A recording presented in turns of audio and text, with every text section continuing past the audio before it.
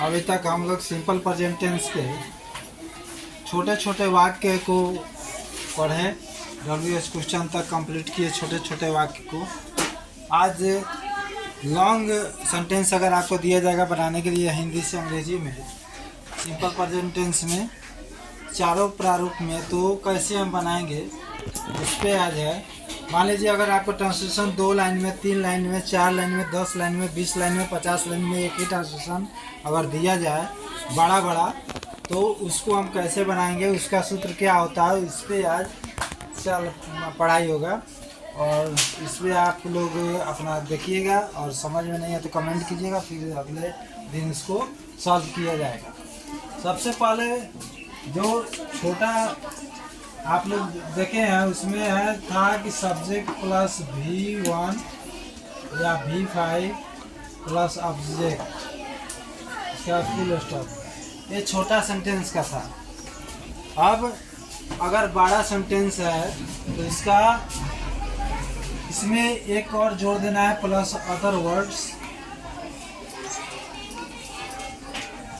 Plus full stop. ये कितना भी बड़ा सेंटेंस होगा आपका ट्रांसलेशन बनाने का, उसमें ये सूत्र लागू होगा। अब ये सूत्र लागू कहाँ पे होगा देखना है कि हिंदी जो ट्रांसलेशन है हमारा वो निगेटिव पोजीशन में है कि पॉजिटिव पोजीशन में है कि इंट्रोगेटिव पोजीशन में, किस पोजीशन में। अगर पॉजिटिव पोजीशन में होगा यानी अगर वाक्य में क्या नहीं लगा रहेगा, नहीं शब्द नहीं लगा रहेगा या कोई भी WH क्वेश्चन चिन्ह नहीं लगा, साधारण वाक्य होगा, बड़ा वाक्य होगा, साधारण वाक्य होगा, तो इस सूत्र का हम प्रयोग करेंगे subject plus V1 plus V5 plus subject plus other words. यहाँ अदर वर्ड्स क्या है तो मेन किसी भी ट्रांसलेशन को बनाने से पहले उसका मेन सेंटेंस का मेन व्यू होता है, सब्जेक्ट होता है, वर्ब होता है, ऑब्जेक्ट होता है। उसके बाद जितने भी शब्द आते हैं उसको अदर वर्ड्स में डाल दिया जाता है। मान लीजिए कोई आर्टिकल है, कोई प्रीपोजिशन है, कोई पार्ट्स ऑफ स्पीच है, कोई नाउन है, कोई प्रोनाउन है, तो उतना चुनना मुश्किल होता है। इसलिए एक ही भाषा में सबको शॉर्ट में अदर वर्ड्स बता दिया जाता है। अब इसको कैसे बनाना है तो ट्रिक्स वही रहेगा, सिर्फ आपको धैर्य का प्रदर्शन करते हुए बनाना है और सीखिए कैसे बनाना है। छोटा ट्रांसलेशन जो था उसमें हम ट्रिक्स जो बताए थे सेम टू सेम वही ट्रिक्स चलेगा। सबसे पहले हम सब्जेक्ट का चुनाव करेंगे बाएं तरफ से, बाएं हाथ के तरफ से। हिंदी वाक्य का जो सबसे पहला नाउन या प्रोनाउन आएगा वो हमारा क्या होगा, सब्जेक्ट होगा। उसके बाद दाहिने तरफ जाएंगे क्योंकि वाक्य में नहीं है या क्या या कोई WH क्वेश्चन चिन्ह नहीं है, तो दाहिने तरफ वाक्य में सबसे लास्ट में जाएंगे। तो सबसे लास्ट देखें यहाँ पे है हमारा वाक्य, यहाँ पे हम चिन्ह देखेंगे कि हमारा चिन्ह क्या है। तो चिन्ह हमारा SPT यानी सिंपल प्रेजेंट टेंस का है। अब यहाँ से क्या करेंगे, सबसे पहले बाएं हाथ की तरफ से हम सब्जेक्ट का चुनाव किए, तो सब्जेक्ट का अंग्रेजी लिखेंगे आई प्लस। इसके बाद हम क्या करेंगे, चिन्ह का चुनाव करेंगे। तो चिन्ह का चुनाव किया, अब इसके बगल में क्या है, जहाँ भी चिन्ह रहेगा, यहाँ भी एक चिन्ह है, जाता या जाती हूँ, इसलिए लिखे कि लड़की रहेगी तो जाती हूँ अपना लिखेगी, लड़के रहेंगे तो जाता है। तो चिन्ह के ठीक पहले ही हमारा वर्ब आता है। हम पहले भी बताए हुए थे कि हिंदी वाक्य में कोई भी टेंस का वाक्य हो उसमें चिन्ह के ठीक पहले वर्ब आता है। सबसे आसान प्रक्रिया है वर्ब पहचानने का। तो जा का, तो यहाँ पे देखना है कि जाना का इंग्लिश होता है गो और गोज। तो यहाँ पे फर्स्ट पर्सन प्लूरल नंबर का प्रोनाउन सब्जेक्ट के रूप में आ रहा है आई, तो आई के साथ हम फर्स्ट पर्सन का प्लूरल नंबर का प्रोनाउन है आई, इसलिए उसके साथ हम प्लूरल नंबर का हेल्पिंग वर्ब का प्रयोग करेंगे या V1 का प्रयोग करेंगे, यानी प्लूरल नंबर का वर्ब का प्रयोग करेंगे। तो इसमें हेल्पिंग वर्ब डू या डज का प्रयोग नहीं होगा क्योंकि नहीं शब्द इसमें निगेटिव या इंट्रोगेटिव या WH क्वेश्चन वाक्य नहीं है। तो इसमें V1 लगेगा गो, जाता है का इंग्लिश होता है गो, आई गो। अब यहीं से क्या करना है कि एक एक करके बनाते बनाते चलाना है यहाँ पे सब्जेक्ट के पास। अगर इसमें भी आपको समझ में नहीं आए तो नंबरिंग कर लीजिए। नंबरिंग करके और आसान बनता है। जैसे मान लीजिए सबसे पहले सब्जेक्ट का चुनाव करेंगे, इसको 1 नंबर में, यानी 1 नंबर में इसका इंग्लिश लिखेंगे। उसके बाद आ गए हमारे यहाँ चिन्ह का पकड़ लिए, तो यहाँ पे हम 2 नंबर इसको डाल देंगे। अब यहाँ 2 नंबर ये भी है, भर दोनों एक ही चीज़ है, तो इस एक ही पर डालेंगे 2 नंबर। अब इसके पहले जो है इसको हम डालेंगे 3 नंबर, इसके पहले जो है इसको हम डालेंगे 4 नंबर, इसके पहले जो है इसको हम डालेंगे 5 नंबर, इसके पहले जो होगा से, हरेंद्र सर से, तो इसको हम डालेंगे 6 नंबर। इसके पहले में है तुलसी पट्टी में, यानी तुलसी पट्टी का संबंध में से आ रहा है, में प्रदर्शित कर रहा है तुलसी पट्टी को, तो 1 में ही डालेंगे 7 नंबर। इसके बाद में है आराध्या सिंह आवासीय पब्लिक स्कूल, एक नाम है, एक ही नाम है, इसको डालेंगे 8 नंबर। अब इसके बाद में है से 9 नंबर, साइकिल है 10 नंबर, से फिर है 11 नंबर, 8 बजे से है 12 नंबर, सुबह है हमारा 13 नंबर, और प्रतिदिन है हमारा 14 नंबर। नंबरिंग कर देने से आसान हो जाता है समझने में, यानी उसी नंबर पे आपको लिखना है। तो फर्स्ट नंबर पे मैं हो गया, बाएं तरफ से किसी भी हिंदी वाक्य में बाएं तरफ से सबसे पहला हमारा सब्जेक्ट होता है, इसका इंग्लिश लिखेंगे according to the rule of grammatical. We write the first subject in form of noun और pronoun plural and singular, then we starting the last position of the sentence of Hindi sentences, and we write the English of V1 or V2, V5 in simple present tense. Then we use V1 according to the plural pronoun of first person. We use V1, and after that in these sentences before verb the second verb is used before main verb, यानी आपका verb के पहले भी अगर verb आता है, कभी कभी किसी वाक्य में 2 वर्ब एक साथ आता है, तो वहाँ पे कुछ बच्चे जो है सस्पिशन में पड़ जाते हैं कि भाई मेन वर्ब हम किसको माने। यहाँ पे तो 2 वर्ब आ गया, जैसे पढ़ना भी क्रिया है और जाता भी क्रिया है, तो हम मेन क्रिया किसको मानेंगे, यहाँ पे फंस जाते हैं बच्चे। तो जिसके साथ चिन्ह लगा होगा उसी को हम मेन क्रिया मानेंगे। ये दिमाग में बैठा लीजिए कि जिस वर्ब के अंत में, यानी जिस वर्ब के साथ क्रिया के साथ चिन्ह लगा होगा, ता हूँ, ती हूँ, ते है, ती है, उसी को हम मेन वर्ब मानेंगे और उसी को हम सब्जेक्ट के ठीक बात बनाएंगे वर्ब। और उसके पहले अगर कोई वर्ब आता है तो उसको हम ऑब्जेक्ट बनाते हैं, यानी 2 वर्ब अगर एक साथ आता है तो चिन्ह वाले वर्ब को हम वर्ब मानते हैं, और उसके ठीक पहले अगर कोई वर्ब आता है तो वहाँ पे हम क्या करते हैं, उसको ऑब्जेक्ट बना देते हैं, यानी नाउन के बदले में वो वर्ब आता है, हमारा ऑब्जेक्ट होता है। किस लिए हम जा रहे हैं, मैं पढ़ने जाता हूँ, तो किस लिए जाता हूँ, पढ़ने के लिए। तो कौन काम करने जाता हूँ, पढ़ने जाता हूँ। जाने का काम हो रहा है, काम क्या हो रहा है, जाने का। कहाँ, किस लिए जा रहे हैं, तो पढ़ने के लिए, यानी कौन काम से जा रहे हैं, तो पढ़ने के लिए। तो पढ़ना हमारा ऑब्जेक्ट हो गया। इन दिस सेंटेंस द पढ़ने Hindi word is the object, and the first verb is V1 and second verb पढ़ने is object in this sentences.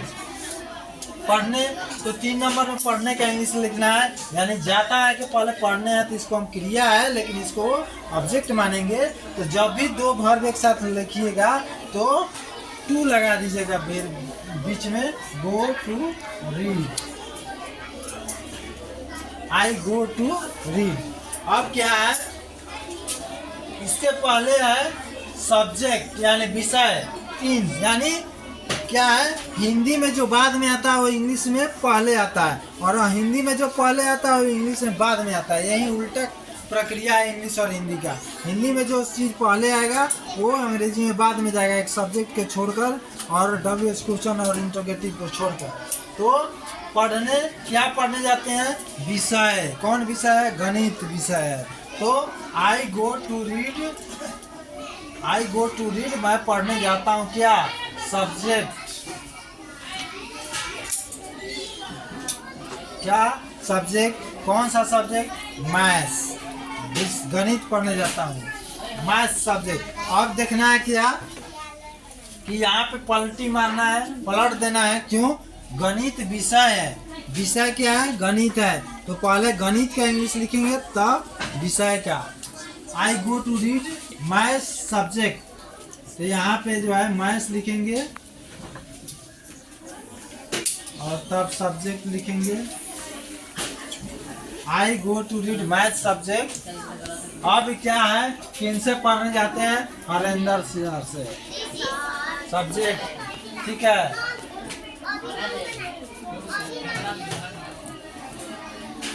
Harendra sir, I go to read math subject Harendra sir. कहाँ? In तुलसीपट्टी, Aaradhya Singh आवासीय public तुलसीपट्टी। तुलसीपट्टी में जाते हैं तो तुलसीपट्टी गांव का नाम है। तुलसीपट्टी में कहाँ जाते हैं? स्कूल में, आराध्या सिंह आवासीय पब्लिक स्कूल। तो इन आराध्या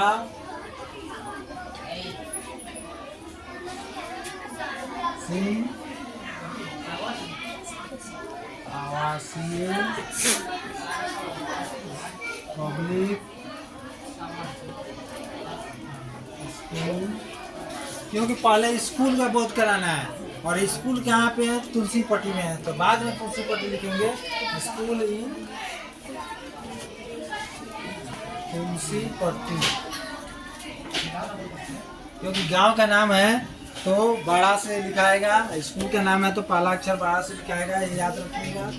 आई go to read math subject Harendra sir in Aaradhya Singh आवासीय पब्लिक स्कूल इन तुलसीपट्टी। किस चीज से जाते हैं? साइकिल से। तो साइकिल से एक याद रखिएगा कि अगर कोई भी दो पहिया वाहन पे आप बैठे हुए हैं, दो पहिया किसी भी वाहन पे बैठे हुए हैं, तो उस पर दो पहिया वाहन आपका सड़क पे चल रही है और उस पर आप सट के बैठे हैं, तो वहाँ बाइक का प्रयोग नहीं किया जाता है, ऑन का प्रयोग किया जाता है। अगर हम किसी वाहन के भीतर बैठे हुए हैं तब बाइक का प्रयोग किया जाता है। तो Tulsipatti on bicycle, bicycle on bicycle कितना बजे से? 8 बजे से, 8 o'clock।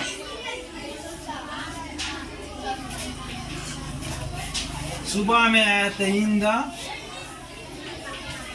मॉर्निंग। अब कर रहा है प्रतिदिन यानी डेली, तो एवरी डे या डेली भी लिख सकते हैं।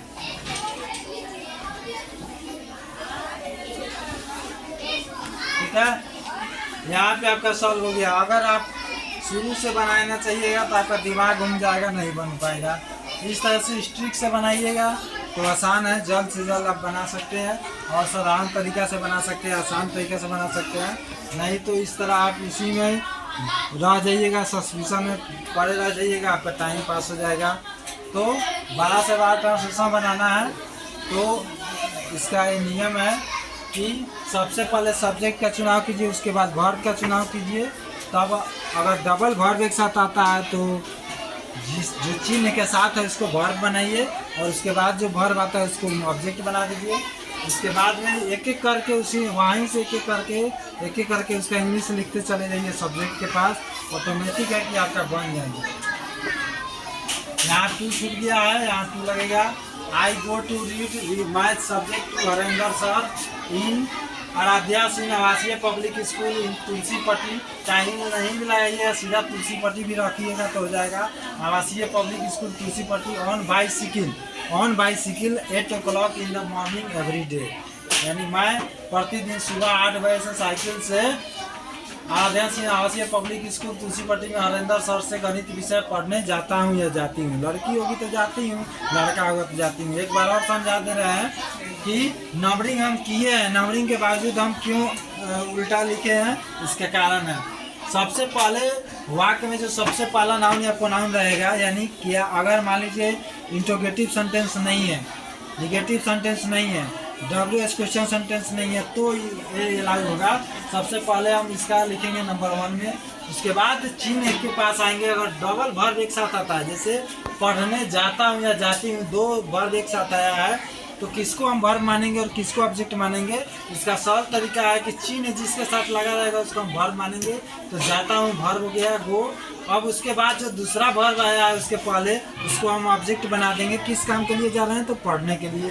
तो जब डबल वर्ब एक साथ लगाएंगे तो टू लगा दीजिएगा तो V1 ही लगेगा यहाँ पे। अगर फॉर लगाएंगे, टू या फॉर दोनों लगा सकते हैं। अगर फॉर लगाइएगा तो फॉर के बाद रीडिंग हो जाएगा, यानी V4 लगाना है ऑब्जेक्ट के रूप में, और टू लगाइएगा तो V1 लगाना है।